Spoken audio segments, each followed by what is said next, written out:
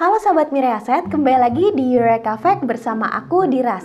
Kali ini aku mau membahas mengenai perjalanan karir dan investasi Lo Keng Hong. Mau tahu apa aja kendala yang beliau hadapi? Nonton sampai akhir ya.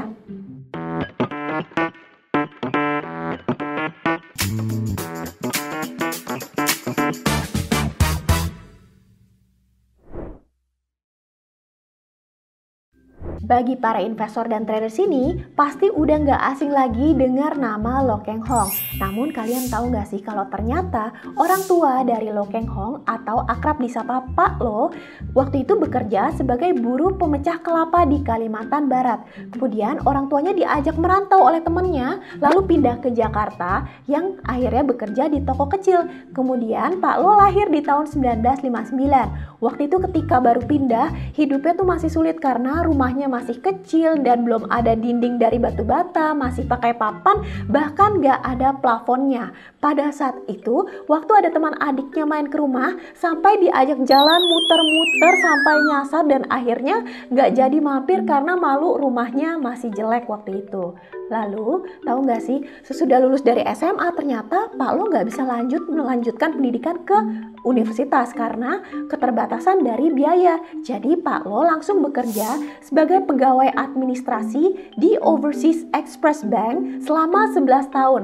Namun jabatannya nggak naik-naik. Waktu itu sih karena masih lulusan SMA, beliau tugasnya cuma disuruh fotokopi aja oleh orang-orang. Ya maklum karena skillnya juga belum ada. Waktu itu gaji awalnya Rp20.700 menjadi Rp300.000 per bulannya. Pada awal Pak Lo bekerja di Overseas Express Bank, beliau sempat sambil kuliah nih karena kan udah mulai dapat gaji jadi bayar kuliahnya sendiri. Pak Lo kuliah di Universitas Nasional saat usia 20 tahun. Namun waktu itu kampus ini tuh gak punya gedung. Kalau kalian bingung kok gimana sih kampus kenapa bisa gak punya gedung? Karena ini merupakan kampus yang kecil pada saat itu mengontrak di SMA PSKD. Kalau pagi dipakai anak SMA, kalau malam karena gedungnya kosong jadi dikontrakkan. Kemudian, sesudah mendapat gelar sarjana S1 lulusan sastra Inggris, beliau sempat ditawari untuk pindah bekerja ke Surabaya yang kerjanya di bank juga nih. Kemudian saat itu dinaikkan gajinya menjadi 1 juta, langsung aja beliau meluncur ke Surabaya menjadi arek-arek Surabaya untuk sementara. Nah, kemudian dari situ beliau berhasil menjadi kepala cabang. Namun meskipun gajinya naik tapi gaya hidupnya tidak naik. Jadi beliau mulai perlahan-lahan menabung untuk investasi di saham semenjak beliau usianya 30 tahun. Akhirnya pada tahun 1996 Pak Lo berusia 37 tahun mengajukan surat pengunduran diri karena beliau merasa modal di investasi sahamnya sudah cukup besar untuk dapat menjadi investor yang independen.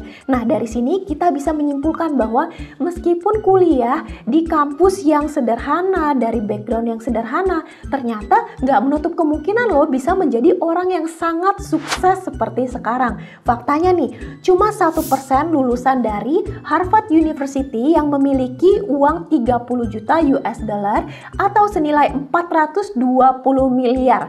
Jadi ternyata Pak Lo juga punya nih senilai ini. Berarti meskipun kuliah di kampus yang sederhana, berhasil lebih kaya dari 99% lulusan dari Harvard University. Langsung saja kita menuju ke 6 cara kaya di pasar modal ala Pak Lo.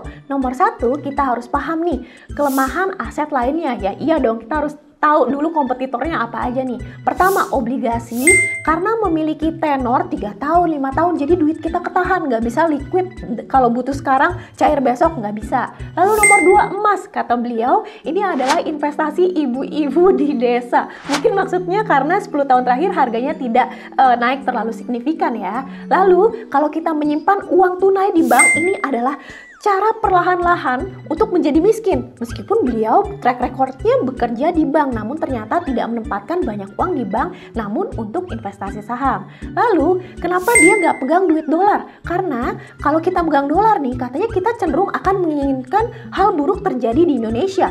Kalau Indonesia kerusuhan, dolar jadi naik dong. Atau ekonomi memanas, semua perusahaan lagi pada merugi, otomatis rupiah akan melemah dan dolar akan meninggi. Sehingga kita cenderung menginginkan memungkinkan hal buruk terjadi ke Indonesia. Kemudian kalau properti, imbal hasilnya itu lebih rendah dan cenderung lebih sulit diprediksi. Kemudian berikutnya, nomor 2 kita harus pahami kelebihan saham tuh apa aja. Iya dong, pastinya nomor 1, dengan uang yang terbatas nih, modal nggak gede-gede banget, kita bisa punya perusahaan besar seperti BCA, Mandiri, dan lain-lain. Kemudian nomor 2, memberikan return profit yang tertinggi dibandingkan investasi lainnya. Lalu nomor 3, baik secara moral, berarti investor saham ini biasanya menginginkan hal yang baik terjadi di Indonesia. Ekonomi makin maju, kondisi keuangan semakin stabil sehingga IHSG semakin naik lagi. Berikutnya, mudah untuk mendapatkan uang banyak di pasar modal. Kalau dilihat-lihat dari historinya, IHSG sendiri itu berhasil naik sebanyak 995% sejak tahun 1990. Pada 31 Januari 2023 mencapai 6.839. Berikutnya nomor 3 yaitu cara memilih saham di pasar modal kayak gimana sih? Jadi awal-awal untuk pemula di sini mungkin banyak yang nggak tahu saham tuh ada apa aja. Jadi kita mulai perhatikan produk dan jasa yang digunakan sehari-hari. Contoh bangun tidur bisa kita pakai sabun dan sampo dari Unilever contohnya. Kemudian berangkat ke kampus pakai motor atau mobil dari Astra dan seterusnya. Kemudian kita harus cari lagi Wonderful Company. Apa sih yang beliau maksud dengan Wonderful Company? Cirinya nomor 1, wajib membaca laporan keuangan dan koran untuk cari tahu nih emiten itu bagaimana laporan keuangannya atau isu-isu yang terkait emiten tersebut. Lalu nomor 2, labanya harus besar yang berarti perusahaan tersebut mempunyai ibaratnya nih mesin pencetak uang. Nomor 3, harga dijual dengan price book value yang kecil berarti harganya murah, seperti contohnya Mercy yang dijual seharga motor bebek aja, itu adanya cuma di saham aja. Kemudian perhatikan aksi korporasi dan juga kinerja perusahaan. Investor ini paling takut mendapatkan emiten yang manajemennya itu tidak jujur atau berfokus pada mau memperkaya diri sendiri aja. Itu harus hati-hati. Berikutnya nomor 4, jadilah kaya yang sesungguhnya. Karena menurut Pak Lo, agar kelihatan kaya itu membutuhkan banyak uang sehingga menjadi sulit untuk benar-benar kaya. Seperti contohnya Warren Buffett, orang terkaya nomor 5 di dunia tahun 2022. Beliau beli rumahnya dari tahun 1958, waktu itu harganya 31 ribuan US dollar ya. Sekarang ditaksir nilainya sekitar 285 ribu US dollar. Meskipun harta kekayaan beliau yang banyak banget, 113 miliar US dollar atau setara 1.632 triliun, tapi beliau nggak pindah ke rumah yang lebih mewah atau lebih fancy karena tentunya kalau beli rumah yang lebih bagus taksnya lebih mahal, maintenance-nya lebih mahal, ya nggak sih? Selain itu, Pak Lo juga mencontohkan hidup sederhana nih. Hingga saat ini Pak Lo masih mengendarai Volvo tahun 95 yang ditaksir nilainya 15 juta saja.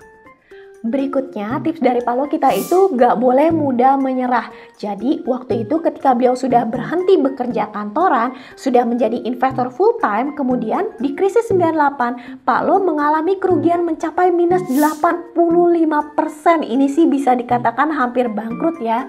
Nah, ternyata beliau gak berkecil hati. Dengan sisa aset yang hanya 15% saja, dia masih bersyukur kalau dia rumah masih ada dan tidak ada hutang. Jadi, dia fokus kepada sisa asetnya saja. Kemudian sisanya ternyata diinvestasikan pada saham United Tractors seharga 250 per lembarnya yang akhirnya dijual seharga 15.000, itu holdnya dalam periode 6 tahun yang akhirnya kerugian tadi berhasil tercover atau mungkin bahkan lebih banyak lagi. Kalau dilihat dari histori pembelian saham Pak Lo, pada saham RIGS di hold kurang dari setahun profitnya 68%. Lalu PNLF berhasil profit 160%, di holdnya 1,5 tahun. Sedangkan MBAI ini yang bikin melongo, di hold selama 6 tahun dengan profit yang mencapai 12.500%. Tips nomor 6, investasi itu wajib hati-hati karena pemula yang tidak tahu apa-apa sering membeli saham atas saran influencer atau pom-pom nih. Jadi beli saham itu bervaluasi yang mahal, yang kenaikan harga di pasar tidak diiringi dengan kenaikan dari fundamental juga. Dengan begitu, jadi cenderung rawan kebanting dan para pemula ini pada nyangkut di harga atas. Jadi beliau memberitahu nih kepada kita, ciri-ciri orang yang jago investasi ala Pak Lo. Pertama, tidak punya followers dan grup berbayar. kedua tidak mengelola dana orang lain, ketiga membeli karena fundamental baik bukan karena isu atau chart. Lalu, menempatkan asetnya lebih dari 90% di bursa saham. Masuk akal sih, kalau ini orang jago investasi, kenapa taruh pada aset lainnya? Ya nggak sih? Masuk akal menurut aku. Yuk sahabat Mirasat, kita sama-sama berinvestasi jangka panjang ala Pak Loh Keng Hong sehingga kita bersama-sama memajukan bursa saham di Indonesia.